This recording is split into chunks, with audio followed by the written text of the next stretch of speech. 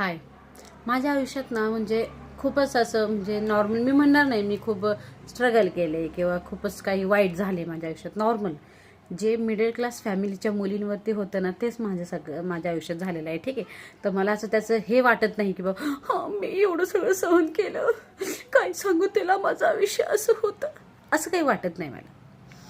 मला फक्त एवढंच वाटतं, yes I am that lady who enjoyed her life.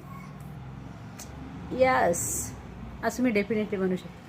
म्हणजे सांगण्याचं तात्पर्य एवढं आहे की आपल्या आयुष्यात कुडकुड कुडकुड कुडकुड करत नाही बसायचे.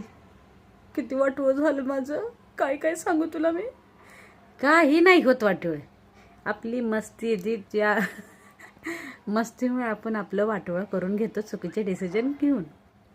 त्याच्यामुळे डिसिजन चांगले घ्या. छोटी गोष्ट असो मोठीच गोष्ट असो, वाटोळं होणारच नाही. म्हणजे होतच नाही मला त्रास वाटते.